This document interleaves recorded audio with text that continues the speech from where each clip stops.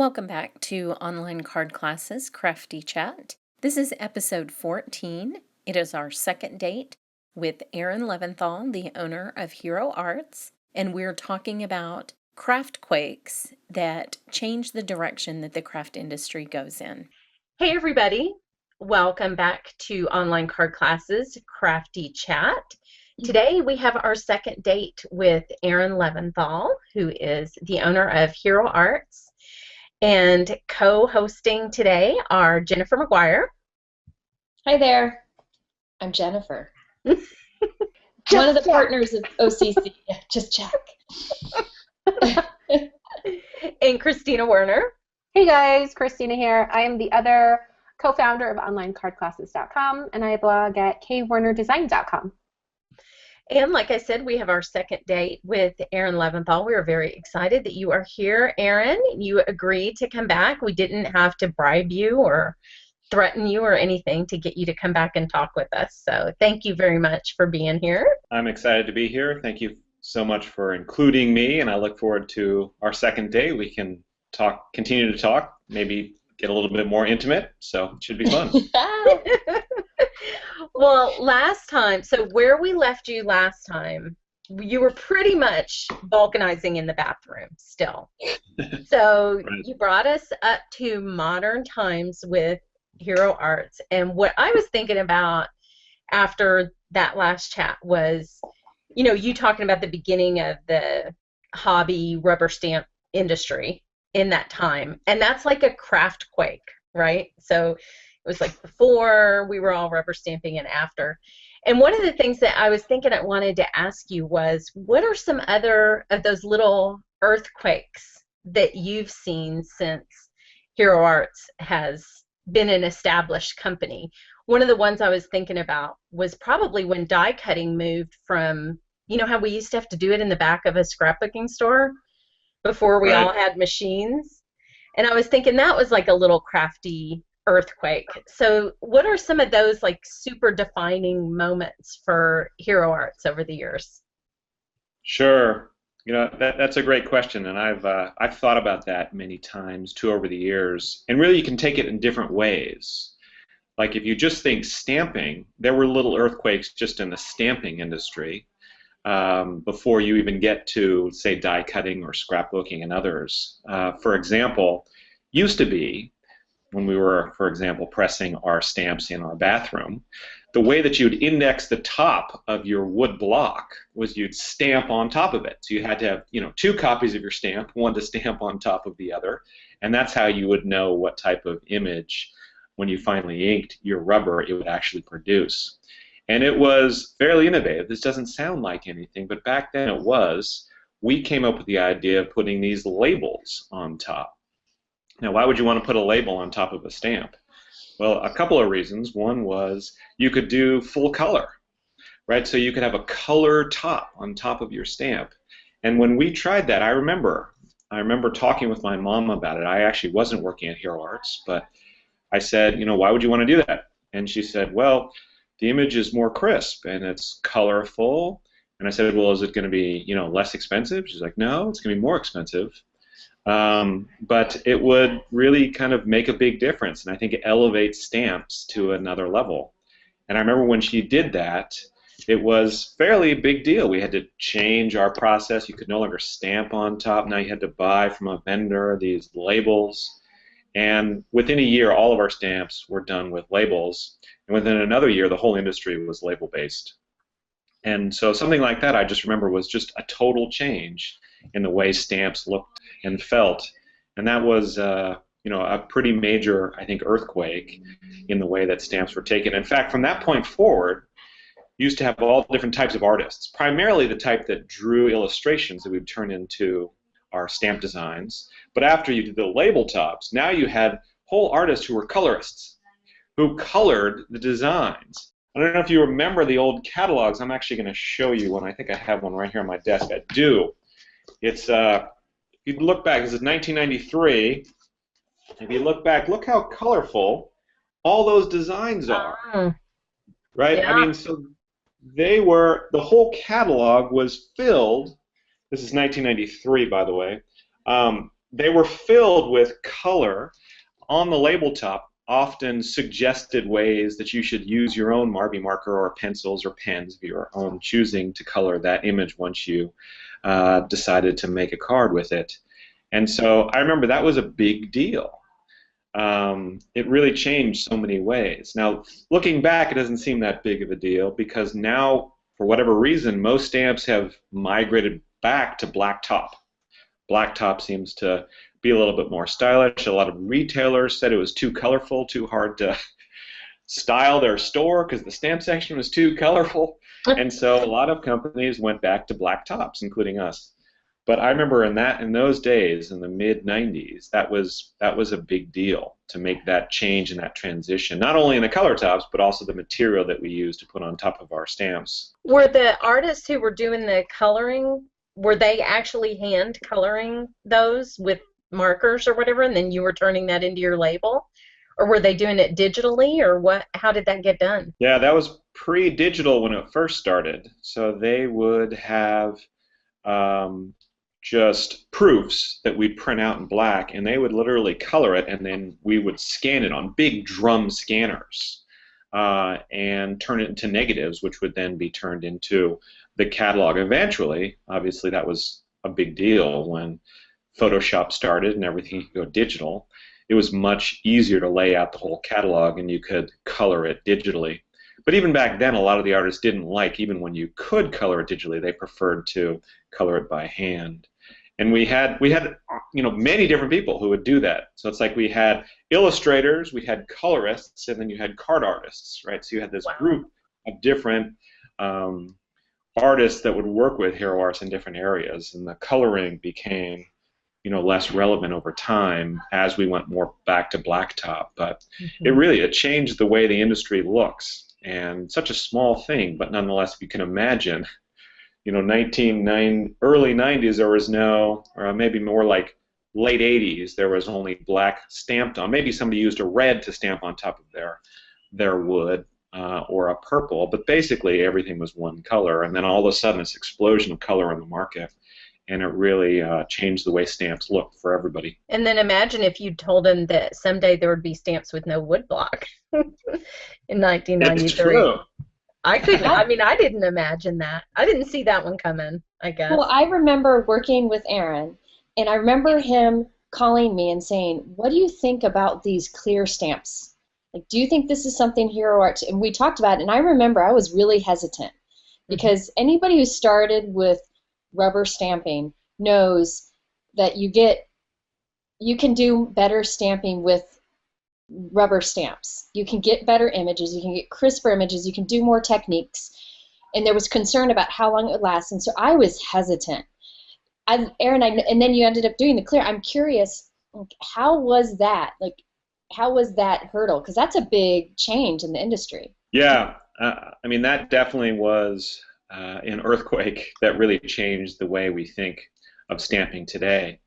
I remember the process of evaluating that was difficult because we were a company that for so many years had worked on quality, right? We tried to improve the wood block. We used hardwood, right? We went to sustainable wood. The rubber itself, we went to all natural, so we went to sustainable rubber.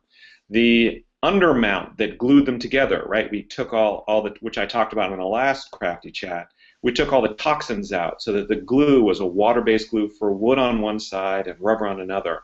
So we had spent so much time refining this. And the process of stamping with a vulcanized rubber stamp is the highest quality you can get. It's specifically designed for that process. And when photopolymer hit the market, the concerns were numerous. One, how long is this going to last, right? The actual photopolymer itself, even if we loved it, it just doesn't seem like a permanent fixture. It doesn't seem like it's going to last for decades the way woodblock stamps do. Also, the impressions, like you say, Jennifer, were not as true, especially on solid design. So if it was, Tim Holtz distress look, it was great. But if you wanted like a solid background, it could show little pockets because it didn't have the same pore count per square meter. And even though it was designed for stamping, and stamped beautifully in a lot of areas. That one area was kind of a concern. And finally, the material was unknown, right? It had been used in the printing industry for many years, but not as something that was kept by people on a regular basis. So there was yellowing issues, there was hardening issues, there was the depth issue, all these things, and would people like the acrylic blocks, which wasn't really developed yet. So all those things were a big issue, and to be honest, we just decided, you know what, let's just try it. We're a stamp company, so it doesn't work out, we'll just discontinue it. But we decided to just give it a try, mainly because people like Jennifer and other artists like Sherry Carroll had suggested that, hey, you know, people are starting to try these things out. We should, you know, we have a history of being innovative. Let's give it a try too, because if it does hit, then it's something that we want to be a part of, because we want to serve our customers as great as possible.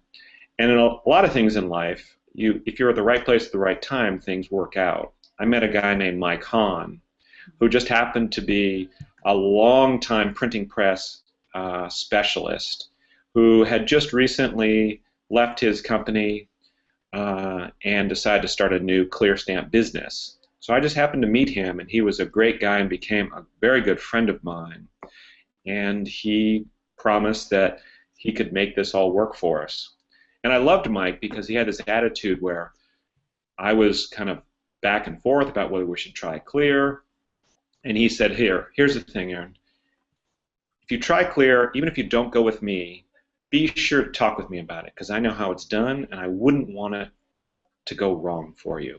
And you could just tell from that moment that he was just, you know, one of our tribe, one of our friends from Hero Arts. That's the attitude we have. And so for that reason, Jennifer was saying we should do it. Sherry really liked it. We had a guy, Mike, who could really do it. Let's give it a try. And so we launched it. The funny thing is I do have another catalog that I want to show you, Jennifer, because this is some of the earliest clear we have. And the thing at that point, not only was it an earthquake of clear, but also earlier there was an earthquake where the scrapbook industry had really exploded, right, a number of years earlier. And so we were trying to find our way as a card-making company. We had kind of worked very hard to focus on cards really being our, you know, correspondence and paper craft. Hadn't really maybe found our place in the scrapbook market. And I'll get back to that because there is a kind of very interesting history about how we've worked with the scrapbook market and scrapbook vendors. But here's a picture, Jennifer, one of the earliest ones we did.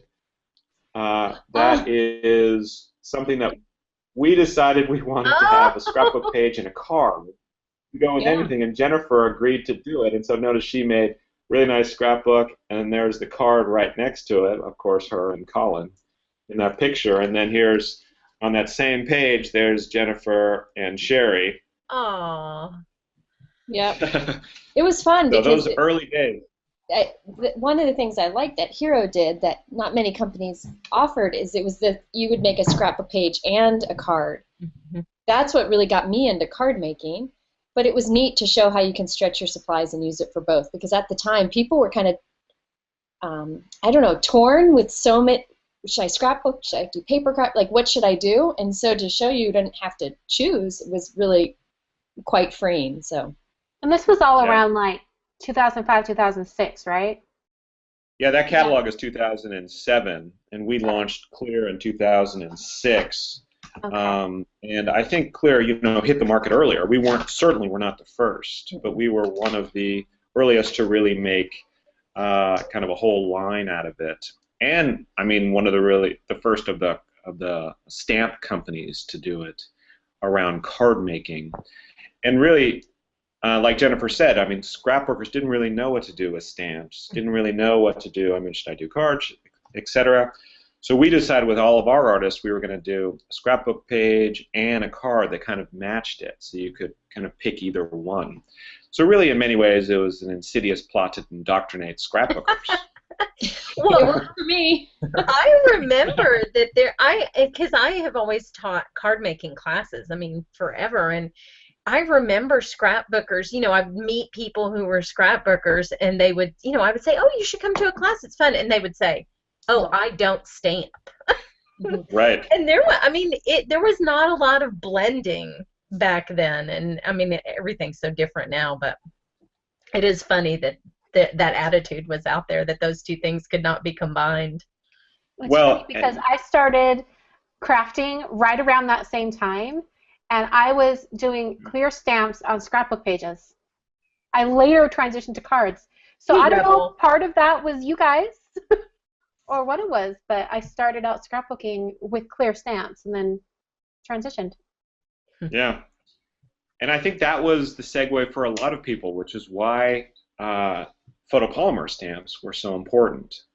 Because so many scrapbookers, even if they use stamps, do not identify themselves as stampers. Right. And maybe wood stamps even were a little too much of an investment, a little too heavy, too much space in my area. It's just a side piece of what I do as a crafter. So if I'm not going to stamp, all of a sudden clear stamps were easier to store. They're a lot smaller. You could get many designs within them. And I think with obviously the see-through block, the acetate acrylic block, you could position it a lot easier. So all of a sudden that changed the people's perception, so many people's perception on the way stamps could be used in scrapbooking. So going back to your question about an earthquake, if we step back even just a few years, scrapbooking when it first really hit, 2000, 2001, still years before clear stamps have even come out. A lot of scrapbookers, a lot of scrapbook teachers specifically would say, don't use stamps because they're too messy, they're too imprecise, and they'll mess up your great scrapbook. And so for a number of years, people would not stamp in their scrapbook or on their scrapbook pages. And I remember, and I don't actually remember the year, but I'm pretty sure Creating Keepsakes, Becky Higgins did an article called Unlock the Block. And that was a seminal article for us. I mean, when we read it, we were like, oh my God, she's marketing to the scrapbooker. And it really talked about how, no, a wood block stamp is not going to ruin your scrapbook page. You can still doing layered pieces. You can make stamps. And look at all these great techniques you can do with it. And in that article, it kind of changed people's perceptions. That might have been about 2003, 2004. And then 2006, 2007 is when clear really hit. So I think people then all of a sudden started looking at stamping as a wonderful part of their toolkit for creating scrapbook pages. The reasons that Hero was early into the scrapbooking world is that Hero's always been big on education.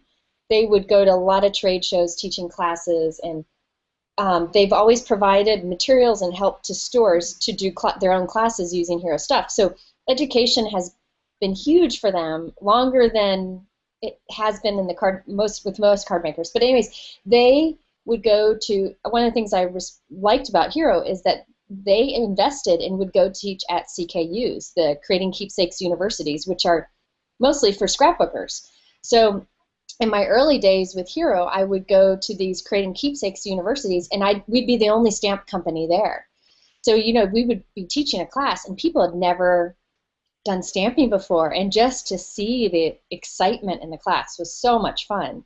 And when we started, there weren't clear stamps then either. I remember we would have to get so many supplies for class, lots of wood block stamps. We had the real flowers back then and some shadow stamps back then, and people were just amazed at how much you could do with stamps because it was just so new to them and so exciting. And then clear stamps ended up coming along the way. But I think that's one of the reasons stamping came into the scrapbooking world, is because Hero Arts did these classes at CKUs, and then other companies started jumping on too. It was great. Was that before there were I'm assuming there were dedicated stamp shows before that weren't catered to scrapbookers, or did the scrapbooking shows start first? No, there were dedicated stamp shows dating back to the 80s. The early 80s, they kind of began to transition from like craft shows where you would buy stamps and other craft materials, and really there was no scrapbooking to be seen at that point. Right, there was maybe journaling. Journaling was always there. People would stamp in their journals, or diary stamping. And then as the 80s came to a close, they began to transition into retail-based as well, not just end user, but retailers. And that's really kind of the heyday of stamping. The growth of stamping grew in the 90s. ACCI and CHA were two different shows, and they were regional and then a national show. Like we've been doing the CHA show, the Craft Hobby Association show, for 27 years now, I think. And they used to have two, one in the summer, one in the winter, as well as regional, and then ACCI. I can't even remember what that acronym stands for, but they were bought by CHA, but they were an early version where they had a regional one in Seattle and then one in Orlando, and so there were, at the heyday in the 90s, we were going to probably 12 shows a year. Wow. And it was all about education, like Jennifer says. And then when the scrapbook craze hit, it got even crazier because there were even more shows to go to, and we didn't really know our place. And I have to step back to what Jennifer said about going to CKUs, because in the kind of the way the story is told about kind of Hero Arts and their envoy into scrapbooking, Jennifer doesn't tell the story that it was really her who pushed us. We were pretty skeptical, and she was kind of our education director for scrapbooking, our connection to scrapbooking. And her and Sherry Carroll together really blazed that path. I think not just for Hero Arts and introducing stamps to scrapbookers at those shows that were so energetic, so creative and exciting around scrapbooking, introducing in a very small way to start stamps and Hero Arts. It really made an impact that shook the industry, because as scrapbooking began to grow, stamping really grew with it. And I think that early work was done by Jennifer and Sherry Carroll at those CKUs and really allowed stampers to grow from scrapbookers who would never identify themselves as stampers in those early years. But now I think many, many did as time passed, and Jennifer continued to work with those CKUs and in other places to make all of that happen. So I applaud you, Jennifer, for your foresight and being able to see that that would work. I'm just doing my best to spread stamping addiction across the world. Doing a good That's job. all it's really about. That sounds about right. Bringing everyone to the dark side. Well, Right. that's also interesting, though, because if you think about that, the marriage of those two things, and even just talking about photopolymer stamps coming in, think about how many product lines are spawned by those things. So, like, for photopolymer stamps, then we all had to have acrylic blocks. Now, you know, we have different ink formulations that work better with photopolymer, different ink pad surfaces. And you think about how much business that generated, just those one little changes. And when I think about scrapbooking, actually, Christina, alphabet stamps, you know, there wasn't really a reason to have an alphabet stamp before people started stamping in their scrapbooks, unless you just wanted to stamp out a ransom note or something. So it's just amazing to me how many little industries get spun off those kind of moments of chemistry. Well, I also think wafer thin dies, a lot of that came from clear stamps, because you know, if you can get a set of stamps for a reasonable price, a lot of images, and then there's a quick way to cut them, I really don't think that the wafer thin dies would have become as popular if it weren't for the being able to cut out your stamps. Mm-hmm. Yeah, being able to see where you could put a clear stamp on a die cut or whatever. Yeah, and you know, innovations change things as well, and that is that just like photopolymer, which was an industrial product, and people never thought that you could get it mass-produced in a way that would allow to actually put an individual set in people's hands across the industry, of course, because they couldn't necessarily imagine the size of the industry at that moment. Same with those wafer-thin dies. We use industrial dies back in the 70s. I mean, even my mom has a collection of dies where she would punch out the rubber after it was vulcanized in order to get the stamp. We would also hand cut, which we still do today, but if something's popular, you could buy a steel-ruled die in order to actually punch it out or clicker press it out. And so it's never imaginable that $150 to $350 steel rule die could be made affordable in the consumer market. And after the advent and the growth of the clear stamp market, a man like Mike Hahn, who I mentioned, who started Clear Stamp, and his brother Tony, they were from that industry, and so they knew that steel rule dies were coming because people saw how the growth of photopolymer came in this market, and all of a sudden people started working on lowering the cost and making them thinner and changing the formula, because it used to be acid etched, and now you could do it a lot easier without acid. It was actually a lot cheaper, much better for the environment. So all these innovations happen, and we have what we think of today as the wafer thin die market. You know, blazed by Sizzix and Spellbinders and many others, did a wonderful job in bringing that to market, and now it is an indelible part of our industry. Yeah, I don't remember life before dyes, but I do remember the first time I saw a thin die, you know, because we'd all done the AccuCut thing and had steel rule dies from Sizzix for a long time, and I was just like, that thing's not going to cut anything. Come on. And they're amazing. You know, now we all cut felt and, you know, everything under the sun with them. But I was so surprised that something that tiny and light was such a powerful tool. It makes me wonder what's going to be next. Like, I know. I never could have imagined crafting without clear stamps. I can't imagine crafting without wafer thin dies. It's like, what's going to be next? And I can't figure. I don't have any idea yet. Like, I don't even. The Misty was one of those. I was about to say. Yeah. I couldn't have pictured that, and that totally changes the way you stamp. Definitely. So thank you. And die cut. Yeah, absolutely. Well, I Aaron, don't know what's next, though. I know. Whatever it is, it will, I'm sure, Aaron probably knows. He's just not going to tell us. You're going to surprise us. Yes, that'll have to wait for a third date. Yeah.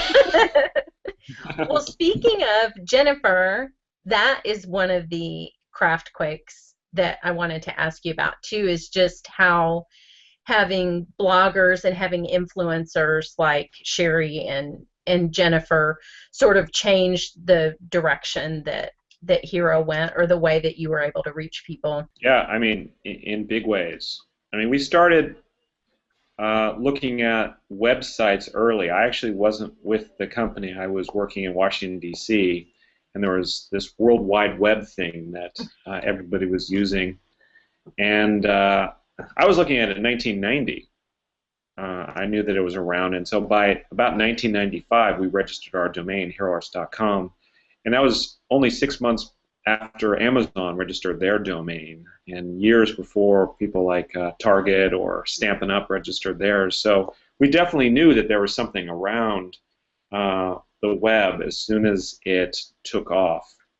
And like Jennifer said, we were all about education. If there's any way that we could ever kind of get it to more people, it was always this kind of big quandary that we would have, because Jennifer and Sherry would go to a CKU or teach at a CHA, and it was like lightning in a bottle.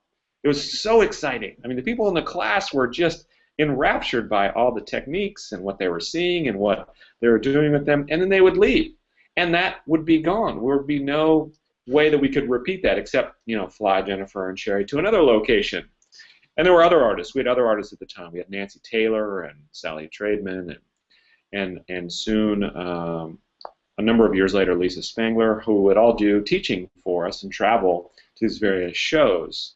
It was so much fun. I bet. Those classes.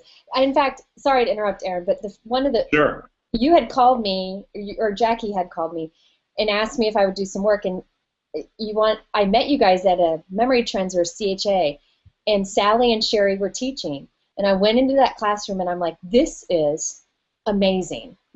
This blows what I've been doing out of the water. And it was like a game. That was an earthquake moment for me, because the stores, the stamping stores, weren't competitive. They were like all excited to see each other, and they were sharing and they were learning, and the stamping companies were all working together, and it was like, this is fantastic. That was a game changer for me, and I think that's why was so passionate about it because the education that Hero provided was great. And Hero also did Aaron, what was it called, where you would prepare a class for the stores to teach? Yeah, studio workshops. Studio workshops. So they put everything together, and the stores could buy from Hero it's basically a wrapped up class, and then they could teach that. So they were doing their best to get out there, but that was before blogs and such were all around. Right. And so for that reason, you could just tell that the web was coming. It wasn't ready yet. Not enough people are on it. It was a little hard to get people to go, but you could just imagine putting videos up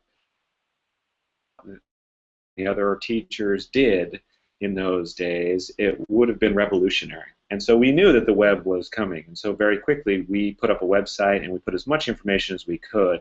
Actually, Nancy Taylor, she is not only a teacher, she's retired now, but back in those days she used to work in retail, and then she did a lot of classes for us. She was also a school teacher, so she just had that touch where she could be very good talking to retailers. Like one of her great tips I remember is, when people first come in your door, don't have a square table, have a round table so they can walk all around and see all the various things that are on that table. I remember she loved that tip, and retailers love that tip too. And so this was like something that we wanted to try to duplicate. So Jennifer mentioned studio workshops. So we'd actually take the classes that Jennifer and everyone would teach, and we'd photograph it, and we'd write out the instructions, and we'd tell you, here's what you do 2 weeks before. Send out this letter to your customers. 1 week before, prepare your materials. The day before, and we had all these details, and we lost tons of money on those. But it wasn't the point. The point was to really put this lightning in a bottle that you could see at these shows when we had our teachers there, and try to spread that across all the various wonderful retailers that are out there.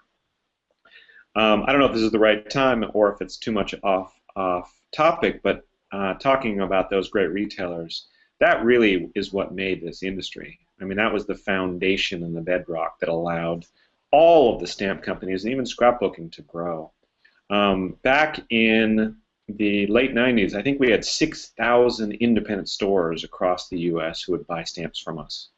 And that's totally different now because so many have just gone out of business. I mean, the distribution channels have simply changed.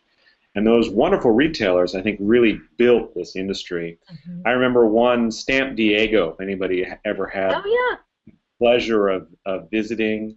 There was another one called Stampa Rosa. These are all California stores. And then Stampa Barbara. Stampa Barbara, people would come from all over to visit this store. He claimed that he had over 100,000, and this is at the time just woodblock stamps in his store. And it was like a mecca for stamping. Mm-hmm. I mean, you would go and just spend days there. People would spend the night just so they could go back and look through his store. And it was really a wonderful time. It was the renaissance of the woodblock stamping era. And it's because people would demonstrate and show things off.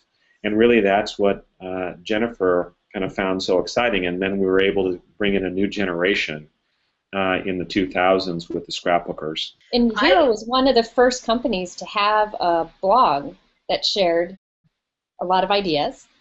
And, well, they had card ideas they shared all the time. Then they had a blog, and they were one of the first to offer videos, too. I remember when we decided to do videos, I remember the call. I remember I was sitting. We're like, well, do we talk on it, or do we play music, or do we do words on the screen? And Christina was already doing it, but I didn't realize there's all this stuff on YouTube.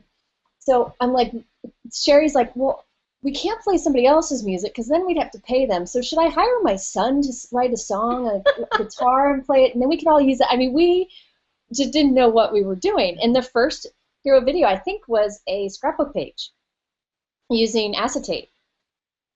So is it still up at YouTube? Like, could we go watch it? I'll have to see if I can find it.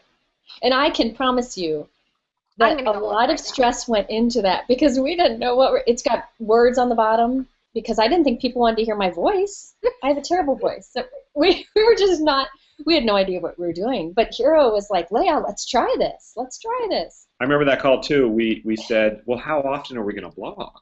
Yeah. And people, I don't know. let's just try one. Maybe every day. We should blog every day. And people were like, you know, I mean, that was like so much work. How could we do that? How could we blog every day? And I remember me saying, no, we are not blogging every day. I remember that too. Do that. Well, I'm still going to go ahead and say it's a ton of work. So Yes. it's not really any less work. I don't think anybody realizes how much work it is. It's so much work.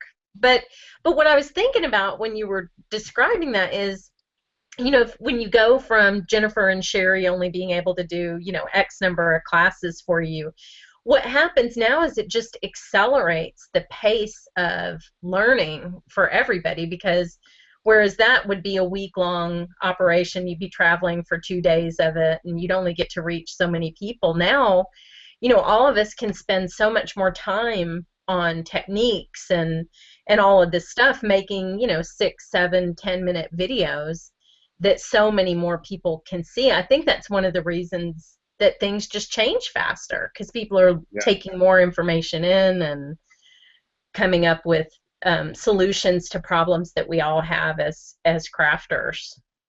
Yeah. Well, one big change, and I think Aaron should talk about this because it's interesting. When I started with Hero would have one main catalog a year, and it came out right before Christmas, and stores could buy sight unseen a box of all the product, and then they would have an opening party where they would open it all up, and people would come to the stores to get all the newest Hero Arts product. And it was like that main catalog. There were a couple little things throughout the years, but the main release was once a year. So you could go educate all year round about the same products. And then I think, I don't know, Aaron would have a better say, but I think the scrapbooking industry changed that for stamp stores. Scrapbookers companies came out with stuff so quick that we almost had to pick up the pace and spread it out more to keep the interest up. But it used to be that way. It was just this one giant catalog. What do you think made that change, Aaron? Do you think it was the scrapbooking days or what? Yeah, I mean, it's a very good question. I don't really know what came first, but like you say, we used to put out a catalog, 200 pages. I mean, like 500-600 new products every year in January, and we do a pre-release in December so that retailers could get it before. End users would see it. Really, they would be the first to be able to market it and sell it, and then we would support it for pretty much all year. You could trust if it was in that catalog, that main core catalog, it'd be around probably for years, but certainly that whole year. And I think the velocity in the market of how quickly products started coming out really changed all that. And in some ways, I think it's disappointing, because I think that was a time when you could spend more time and really get the techniques and master things and really get very deep in various techniques. But it does seem like when things would release so quickly, you'd almost forget. Like today, we put out a catalog in the spring, and by summer, 3 months later, it feels like that spring stuff's very old, and we're already on to the next summer. And so back in those days, we could put out a catalog debut that was, and here's the funny thing about that, and retailers would love this. Maybe not initially, but once it got going, they really understood it. It would be sight unseen. They, like Jennifer said, they literally did not know what was coming. So you had to trust us that we were going to put out a great collection of products that would be wonderful in your store. And we'd have card samples, and we'd have projects, we'd have demo kits for you, so you could do all those things as a store owner. And the first year, people were very tentative. But by the second year, and this program went on 10 years before it finally, we ended it, they would have these big parties. And a lot of retailers would report, and this part I love, that they couldn't even open the box and get it on the shelves. People would come to this party, this event, when the box would arrive, and literally just take things out of the box that we had shipped them before they could put it out on the shelves in the store, and they would be sold out. And it was such a wonderful event, and a party. It was a lot of fun, and I think that really is something that defined the industry for so many years, was that kind of joyous, kind of really exciting moments that would occur when new products would come. I miss that. I Yeah, I miss do that too. because you I don't miss get it to use stamps as much anymore because you use something and then something new comes out. So a stamp company doesn't even really get to showcase a particular stamp enough because something new is coming out so quick. In many ways, too, if you think of a kind of the Hero Arts business model, that new reality works against us. Mm-hmm. And the reason why it works against us is we've always focused on quality instead of long-lasting stamp. Right? People still come and tell us that they've had a stamp, that they bought 30 years ago, or an ink pad that they bought 25 years ago that still works. That quality that we put into the process that we make our woodblock stamps with, our clear stamps, our inks, really can suffer where an industry is moving so fast. Mm-hmm. And in many ways that we saw, I think in the late 2000s, as the scrapbook market really got oversaturated, is price got driven down, quality got driven down, and really that kind of special rarefied nature of the products that were being released got driven to a lower level.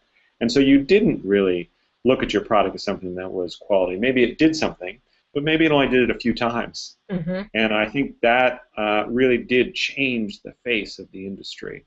I think in many ways we're going back, though. And that earthquake that hit certainly was a wonderful time for creativity, certainly a wonderful time for technique, certainly a wonderful time for the amount of product that was out there. But it also had some consequences. And I think now maybe it's changing again. And I think that you are seeing techniques and trends that stay a lot longer.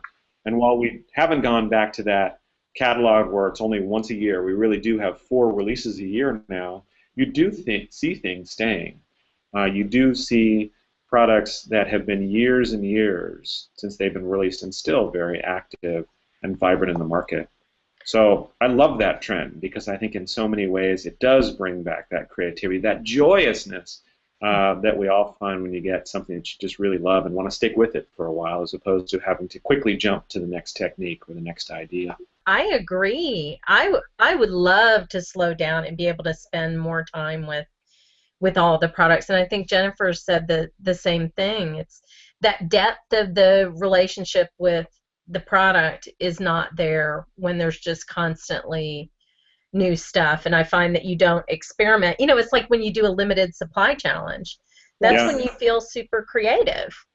You get to work with it over and over again until you get the most out of it. And so I give you and the rest of the industry permission to slow down. Yeah. I think maybe us as bloggers too can be responsible to maybe challenge ourselves to just slow down also, because I really believe that maybe 10 years ago, when I got a stamp, the joy wasn't so much in getting the stamp, but it was in using it. And now I think products come out so fast that a big part of the joy is in getting it and having it in my hands, but not necessarily using it because I'm not getting the time because there's so much coming out so quickly. So I don't know. Now I'll say that's a pretty good joy, but it's not as good as finding the time to really find 3 or 4 different ways to use one stamp. I mean, we still do that some, and there's a lot of people who do it a lot, but I think a lot of companies have kind of gotten away from that, and a lot of bloggers too. I mean, I'm guilty of it too. I see something new and I want to try to use that. But and there's a lot of joy in crafting. It's just I think we need to get back to those, just grabbing a product and seeing what we can do with it. I think if, hypothetically speaking, if stamp companies reduce the volume that they're providing us, I think realistically the price of the stamps would have to go up because they have companies, they have employees, they have people that are going home and feeding their families with the money that comes from people buying those products. And if the product stayed the same price but they're only selling half as many, these companies would lose money and eventually go out of business. So we have to be careful like what we wish for, because if that does come to pass, that they're not having as many releases, either we're going to have less stamp companies or prices are going to go up, way up. That's true. Back then there weren't as many stamp companies, so a few stamp companies could come out with a lot and it would last for a while. But that's one of the reasons I'm really excited about wafer thin dies, is that's another thing that companies can sell and provide in order to keep, keep their business going too. I mean, the coordinating dies is a huge part of the business for these stamp companies. So I love that that's helping, and I'm hoping more of that comes to help these stamp companies grow and keep going. One thing that I think is interesting that I've noticed about at least Tim Holtz and Hero Arts is let's take Crazy Birds an example. That was a stamp set that everybody loved, and what happened next was really cool because there were many Crazy Birds, and then there were dies, and there were accessories, and it kind of built on that stamp set in a way that made consumers happy, but we were still using the original product, and so you saw a lot more samples with it.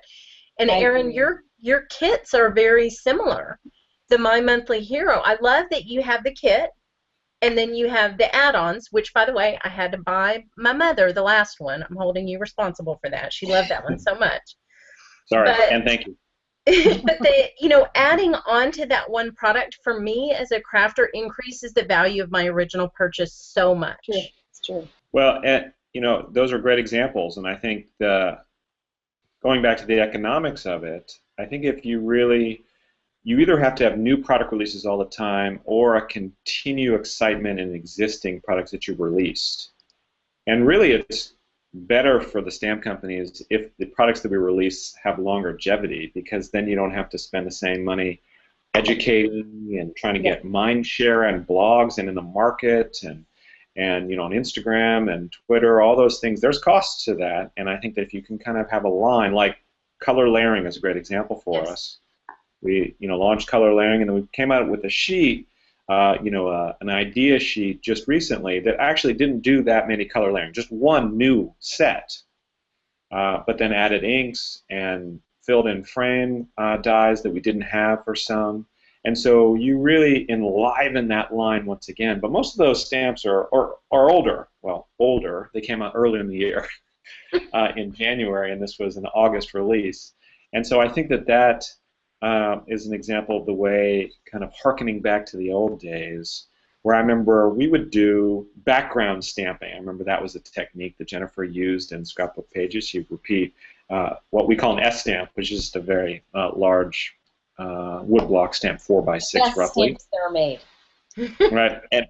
But she would do the same. She would use the same stamp maybe 2-3 years in a row. Obviously, there would be different colors, and there'd be other accessories, and there'd be another stamp to go with it. But that really was the day, because woodblock stamps have a higher investment per design to start up that process, because you have to buy a plate, and you have to generally buy a die if you're going to cut it out. Where clear stamps, they're very easy to do small runs, and so that's why people do so many all the time, because why not produce a new one when I could, if I could, as opposed to doing an older one, which I maybe is not going to sell as well, people aren't going to be as excited about in the market. So it is this conundrum, but I do think that there is this renaissance right now. That is one of the earthquake trends that we'll be talking about, I think, 6 or 8 months from now, and that is that I think things are slowing down a little bit. It's a little like the slow food market. Maybe it's slow stamping. Yeah, I like it. Yeah, I like that idea. And here's, there is nothing better than a Hero Arts wood background stamp. If you don't own one, get one and play with it, and your mind will be blown. And this is actually, this lettering was a love letter from my great-great-grandpa to my great-great-grandma. Really? I turned it into a stamp. Oh my gosh, that is amazing. I think they kind of made it a little less legible. Legible. But yep. Isn't that cool? That is such a cool story. But nothing stamps better. Cool, cool. Are you guys ready for a walk down memory lane? I found that video. Oh, this is the very first video on the Hero Arts YouTube channel. Jennifer is actually going to kill you. She might. But look at the title of it, 0308 Stamping on Clear Card.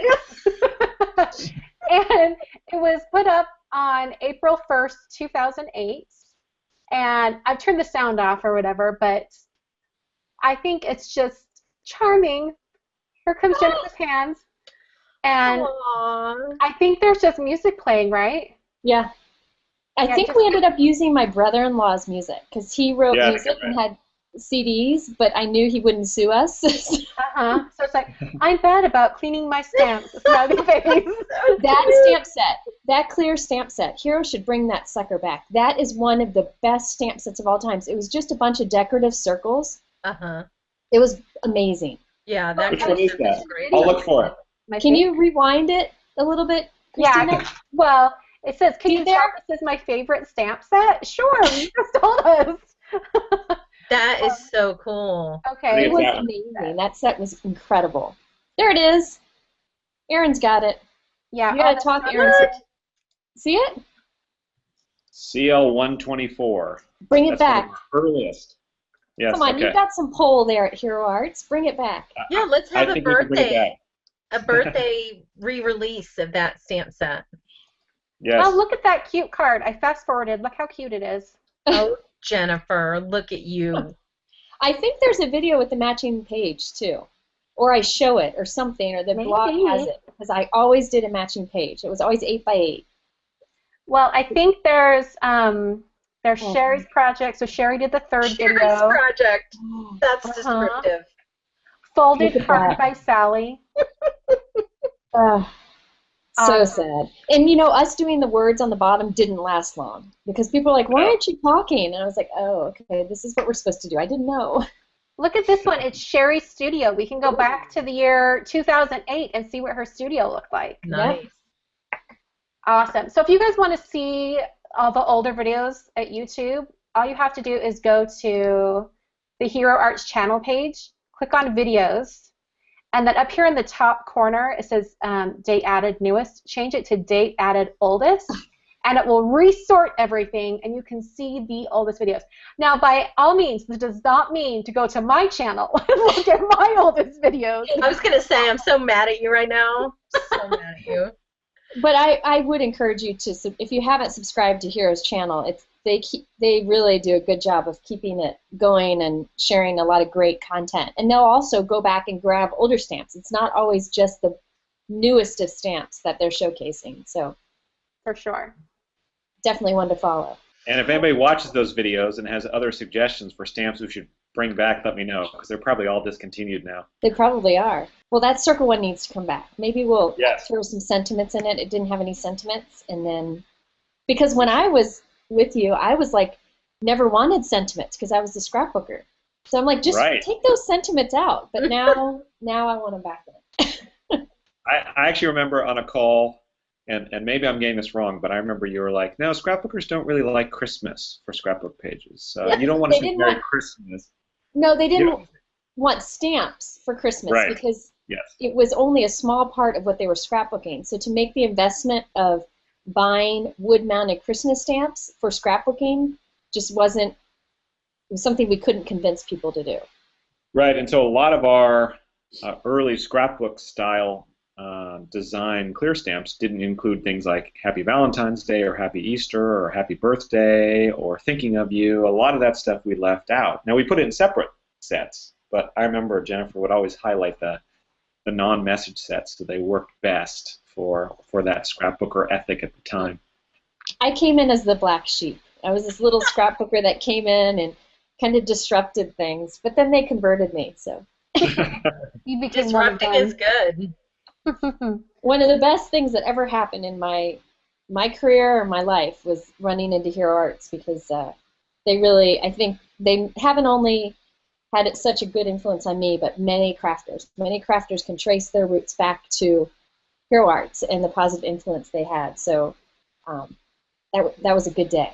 So Aaron, can you put onto the timeline, like go back and put cling stamps in their place in what we were talking about? Sure. Cling stamps, believe it or not, predate wood stamps. Cling stamps, the unmounted stamp, is something that came about the same time, technically, but there really wasn't much of a market in the early 70s for wood stamps until my mother and then All Night Media and Rubber Stampede began. But there were unmounted stamps, and they weren't called cling, they were just called unmounted. Mm-hmm. They actually didn't have a surface on the back that would be static and would stick. You might just tape them on temporarily or You might just use them with your fingers. And so those early unmounted stamps really have a long and glorious history, although they became a little bit more fringe when wood stamps came out because none of the big companies did it. And so as the rise of stamps in the 70s and in the 80s and really, Stampin' Up! Came, there was no real cling stamps to be found, although that unmounted market was still there. It certainly was something that people were doing because you could see them at all the craft shows and all the crafts fairs. But then they kind of had a renaissance once again when we, among other companies, started doing them once again alongside clear and alongside wood. And I think in many ways clear said, hey, people are liking these stamps, wood stamps, but it's not quite right for the scrapbooking market, so let's try clear. And so they kind of took a life of their own. And I think Kling did the same thing. It was kind of a halfway between. So it's the good quality of stamping for especially solid, large, solid images like a big S stamp, but wasn't as weighty, didn't cost as much, wasn't as heavy, easier to store. So it had those same aspects of clear. And so Kling really came back. For a lot of people, they were launched for the first time, right? So if you weren't a stamper and didn't know about stamping, you saw Kling as just a third way, a third type of stamp, right between the woodblock stamp and the clear stamp, used in acrylic block, but was red rubber. And that really had its rise in its day for a long time, and is now recently has waned in its popularity. I think not because of any lack of creativity in the market. There's beautiful clear, beautiful wood, and beautiful Kling out there, but it just seems like clear is really on the rise right now. And maybe wood's coming back a little bit, and it seems like Kling maybe at the moment is the third most popular. But again, it's not for history, because it's had a long history. Really, I think that the beginning of Kling came because clear was so popular right around 2009, 2010 is when you saw Kling being taken on as a commercial line as opposed to just the fringes of the unmounted that you would see in various places and in smaller companies. And so right around 2010, I think, is when Kling ascended once again. And I think it'll ascend again in the future. It's just, for Hero Arts, for example, we do big 6x6 Kling that we call bold prints. And that way you can turn them either way for a card. So you can stamp well over the surface of the card that you're going to use, and you can use it either way, either vertical or horizontal. And so for us, that was a very clear use for Kling. That really was very hard because you imagine a woodblock stamp, the wood mount would be very heavy, and so Kling was ideal. And clear is not ideal at that size because it's a little bit more floppy, and so you have much more, a taut nature of that red rubber allows it to stamp with great clarity. But many people do wonderful Kling in different areas, and I think it's got its place in the market. But it's never really overtaken wood in its since the rise of clear. It has not been the stamp of preference for like messages necessarily or smaller designs. Although I personally love Kling because I think that it has those characteristics of red rubber where it can get really great quality in any range of inking, and yet that storability makes it a wonderful product. But we don't do as much Kling. It's just not as much demand right now today in this market. How do you decide when you have a stamp set that's coming out which format you're going to do it in? Typically, Jennifer tells me what to do. No, we've got a great design team, and now with the advent of the web, you can do a lot of testing and you can do a lot of collaboration. So we have back-end tools that we use at Hero Arts, led by my wife Laura, who's the design director, and we've got a whole community of card makers and stampers and illustrators who work with us, and they collaborate on an online collaboration tool that they give us feedback, and we refine designs, we decide about the sizes, we decide about what ancillary products will work best with it, what inks maybe would be ideal, and at that time we generally have a decision of how it's made. We try to do, because many, especially old stamping retailers who have been around for a long time, they really want those wood stamps. And so we generally start with clear for most things because you can do theme collections. And then from that development of the theme, we generally then spin off different wood stamps that go with it as well. And if there's a great background that we want to do, we generally go with a cling bold print background. And in this day and age, we almost do as many dies as we can for anything that has kind of a small collection of designs because, yeah, people used to use scissors back in the day. 1995, there's a whole line of scissors you could buy at Michael's because there was no wafer-thin dies. But now dies have really dominated that space. And so that's how we do it. We start with clear, generally spin off wood, we do some backgrounds in cling, and then we always fill in with as many dies as makes sense. Do you offer any of your designs in both formats? You know, we did that for a while, and I think that it worked for a time, especially the ones that Jennifer's talking about, the S stamps, the S wood stamps. We did them both in cling and wood. It's the same process. The same plate is required to create a red rubber woodblock stamp or cling stamp, and so really there's no reason why we can't do both.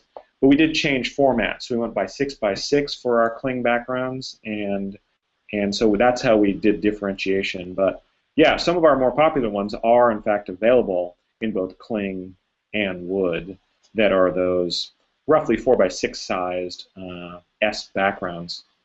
The interesting thing too is you have different people in this collaboration. Some people who are illustrators who really talk about, oh, I would love to see a canary or an octopus, and they draw samples. And you have other people who say, oh, I have this great idea for a card. I'd love, a sunset look or some forest for the foreground, some dimension. And you have still others who think in colors. Well, I'd really love to have kind of a blend of, yellows through oranges, and it would be great if, that sun really kind of matched that I could stamp over, and that's where you got color layering or ombre. And so it is such a wonderful place to collaborate because that's where often in the mind's eye, even before the designs are done, you have input on what color is going to look like, on what the final product, the stamp is going to be designed like, and what the card that is going to be made with it is going to appear. So it really is a fun process to see. And then when it rolls out into the market, why we're all in this industry is there's just so much creativity, and just seeing what people do with things that we've never thought of and couldn't have imagined is really the joy of watching from my end as stamps roll out into the market and the industry really uses them and demonstrates their creativity. Cool. I have one question before we wrap up. So my Sure. favorite, because we're talking about background stamps, my favorite background stamp of all time is Designer Wood Grain. It was a wood stamp. Oh, yeah? And I know that you've done a cling stamp, part of the Leo Griffith line. That it's something wood grain, or I can't remember what it's called. But there's something that's similar, but it's not the same as Designer Wood Grain. Are you planning to come out with Designer Wood Grain in 6x6? No pressure. That's a great idea. Unfortunately, my wife is the design director, so if I promise something. Okay, so can you bring your wife on the third date? Yeah. But I would, risk of getting in trouble. I tend to say yes. Let me try to do that because I think that we're already bringing back CL 124 circular designs for Jennifer. So why not? Wood grain, but in bold prints. It's my Any other favorite. requests? I promise that the three of us will make a card with the wood grain 6x6 and the circle stamp set if you bring them back. Yep. And I know where your wife lives, so I can bug her into doing it. Yeah. I love that background stamp so much, I think I bought it 3 times. Like, no joke. And then I'm like, wait a minute, I already have this. And then I'd buy it a 3rd time. So, love. You know that one that you held up last time, the frog? Oh, yes. Yeah, maybe the frog should come riding back. The dancing There was frog. a bunny that was in high demand, too. What was the bunny one? The Japanese bunny or something? Yeah, it was originally called a haiku bunny, Okay. and it was so funny because this is the joys of the internet. As we put that bunny out, we called it a haiku bunny because it was a bunny kind of sitting in a pose with like Japanese characters down its rump. We thought it was haiku, and we called it a bunny. And somebody wrote and said, that's neither a haiku nor a bunny. It's a mountain hare, and that is actually a poem. And we're like, oh, okay. So that we were going to call it Poem Mountain Hare, but we just went with Mountain Bunny. Mountain Hare, I think. I think I own Yeah. Haiku Bunny. Let me Oh, click there on it that. is. Stamp. Here's the Yep, stamp. I own that stamp. I love that Oh, yeah. stamp. And I don't It's care really if it's a unusual. hare or a bunny or what it is. That one can come right on back. It's All right. really unusual, isn't it? It's really Yeah. pretty. It's pretty. I think I took a class at my local store with that, and that stamp came with the class. I love that stamp. Wow. By the I way, don't when I Googled this just now and I started to write Haiku Bunny, the first suggestion was Haiku Bunny stamp. Okay. Thank you, Google. I will bring those back. If you guys make cards with them, I will Heck bring them yeah. back. You know what? Our job is done. Yes. I love it when a plan comes together. I mean, you didn't hear that, Aaron. Yeah. Well, Aaron, thank you so much for our second date. I could seriously, these could just go on and on and on for hours. It is so much fun to talk to you and to hear everything that you know. Thanks for being so generous with us. Well, thank you guys so much. It's a joy and a privilege to talk with you, and I really enjoyed it too. Okay. Well, we reserve the right to call you back. Sounds good. All right. Thanks, everybody. We will see you on the next Crafty Chat. All right, thanks. Thank you.